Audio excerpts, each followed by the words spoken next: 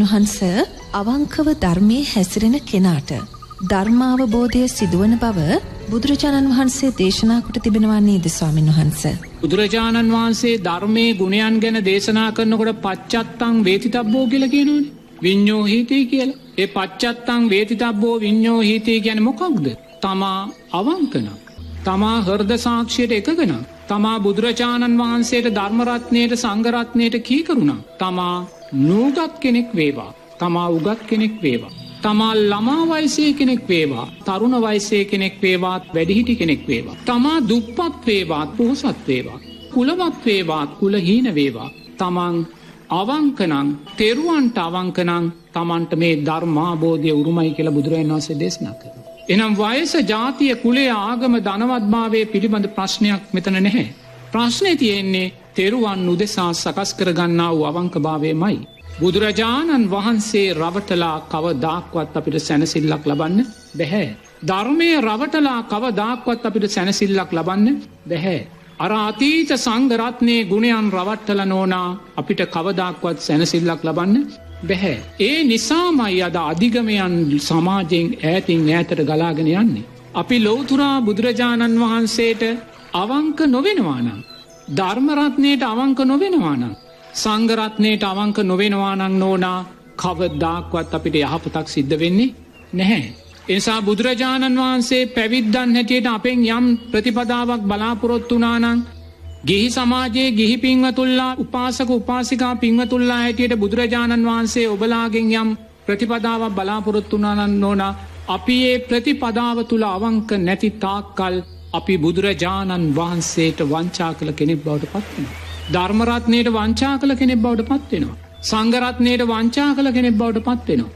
ඒ නිසාම පින්වතුල්ලා දක්ෂ වෙන්න මේ ගෙවී යන වෙසක් මාසය තුල ලෞතුරා බුදුරජාණන් වහන්සේ කුමක්ද අපෙන් බලාපොරොත්තු වුණ කියන කාරණේ මතු කළ දකින්න. එනිසා බුදුරජාණන් වහන්සේ අපෙන් බලාපොරොත්තුනේ මේ පින කියන කාරණය තුල හිත ශක්තිමත් කරගෙන භවය කියන කාරණේ පෝෂණය කරනවා කියන කාරණේ නන්දින්න.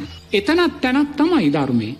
එතනත් තැනක් වුණාට ලෞතුරා බුදුරජාණන් වහන්සේ අපෙන් බලාපොරොත්තුනේ තැන නෙමෙයි. බුදුරජාණන් වහන්සේ අපෙන් බලාපොරොත්තුනේ මහණෙනි සාරා සංක කල්ප ලක්ෂ සියක් කෝටි ප්‍රකෝටි ගානක් මේ ආපු ගමනේදී ඔබලා මේ ලෝකේ විඳින්න තියෙන සෑම සැපයක්ම විඳලා තියෙනවා. මේ ලෝකේ සක්‍රියා කියන සැපේ, සක්විති රජ කියන සැපේ, සුජම්පති ස්ත්‍රී රත්නයේ කියන සැපේ ඔබ විඳලා තියෙනවා. ඒ වගේමයි මහණෙනි මේ ලෝක ධාතුව තුල යම් දුකක් විඳින්න තියෙනවා නම් ඒ සෑම සතරපා දුකක්ම ඔබ හරියට විඳලා තියෙනවා. එහෙනම් ඔබලා සංසාරයේ සෑම සැපයක් විඳලා තියෙනවා නම්, සෑම දුකක්මත් විඳලා තියෙනවා නම් මේ සැප දුක දෙකම සකස් කළේ සංස්කාර විසින් නම් තව දුරටත් සංස්කාර රැස් කරන එකේ තේරුම නැහැ. මොකද මේ සෑම සැපයක්ම අනිත්‍ය වුණා. මේ සෑම සැපයක් පිටිපස්සෙම දුක කියන කාරණය සැඟවිලා තිබුණාමයි. ඔබ මේ මොහොතේ සැපයක් අත්විඳිනවා නම්, කාමච්ඡන්දයක් අත්විඳිනවා නම් ඒ කාම ඡන්දය අත්විඳින මොහොතේ සකස් කරගන්න අකුසල් මූලයන් නිසා ඒ කාම ඡන්දය ඔබව දුකකට පමුණුවීමට අදාළ සංස්කාර රැස් කර දෙනවාමයි.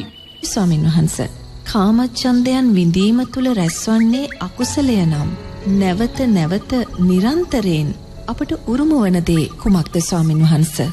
ලෝභ දේශ මොහයනේ කාමච්ඡන්දයන් කියන්නේ. ඒක වෙන දෙයක් නෙමෙයි. කාමච්ඡන්ද කියන්නේ ලෝභ දේශ මොහයන්. ඒතර කාමච්ඡන්දයන් සකස් වෙච්ච තැන ලෝභ දේශයන් මොහයන් සකස් වෙනවා කියන්නේ සෑම සැපයක් පිටිපස්සෙම දුක සැඟවි බලාගෙන ඉන්නවායි කියන කාරණය.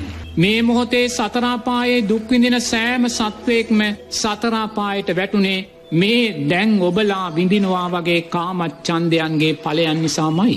ඒ නිසා බුදුරජාණන් වහන්සේ මේ යථාර්ථය නුවණින් දකිනවා. චුතෝපපාත ඥානය තුලින් බුදුරජාණන් වහන්සේ දකිනවා මේ කාම ඡන්දයන් විඳලා මැරෙන මිනිස්සුන් කොහාටද යන්නේ කියලා. බුදුරජාණන් වහන්සේ పూర్වේ නිවාසානුස්සති ඥාණයෙන් දකිනවා මේ සතර අපායේ දුක් විඳින සත්වයින් සතර අපායට වැටුනේ කුමන හේතුවක් නිසාද කියලා. එතනදී බුදුරජාණන් වහන්සේ දුකට දෙන්නා වූ තැනමයි සැපය කියන කාරණේටත් දෙන්නේ නෝනා. ආයිමත් දුක පල්ලෙහායි සැප උඩයි කියන කාරණය බුදුරජාණන් වහන්සේ කියන්නේ නැහැ. මොකද සෑම සැපයක්ම අපි අධර්මානුකූලව කළමනාකරණය කරන මොහොතක් පාසා බලවත් දුකකට අදාළ ධර්මතාවයන් අපිට සකස් කරලා දෙනවා. ඒ නිසා බුදුරජාණන් වහන්සේ දේශනා කරනවා මහණෙනි ඔබලා මේ ලෝක ධාතුව තුල විඳින්න තියෙන තෑම සැපයක් විඳලා තියෙනවා. ඔබලා මේ ලෝක ධාතුව තුල විඳින්න තියෙන සෑම දුකක්ම විඳලා තියෙනවා. ඔබලා නොවින්දා වූ එක සැපයයි මේ ලෝක ධාතුවේ තියෙන්නේ කියලා. ඔබලා නොවින්දා වූ එකම එක සැපය තමයි මාර්ගඵල සැපය කියලා බුදුරජාණන් වහන්සේ දේශනා කරනවා. අන්නේ උතුම් මාර්ගඵල සැපය උදෙසායි බුදුරජාණන් වහන්සේ අපිව මෙහෙවන්නේ ඕන. එසා බුදුරජාණන් වහන්සේ සැබවින්ම සරණ ගියා කියන්නේ බුදුරජාණන් වහන්සේගේ සැබෑම ශ්‍රාවකයෙක් බවට ඔබ පත් වුණා කියන්නේ නෝනා තව දුරටත් මල් පහන් පූජා කරමින් භවයේ ප්‍රාර්ථනා කරමින් හිටීම නෙවෙයි. ඒකත් ශාසනයේම තැනක් තමයි. නමුත් ඒ තැනින් ඔබට ඇවිල්ලා මේ බුදුරජාණන් වහන්සේ දේශනා කරන අපි සංසාරයේ මෙතෙක් නොලැබුවා වූ ඒ උතුම් අධිගමයන්ගේ සැපය කරා අපි ගමන් කරන්න ඕනේ කියන තැනයි නෝනා අපි මතු කරගත යුත්තේ බෞද්ධයන් හැටියට.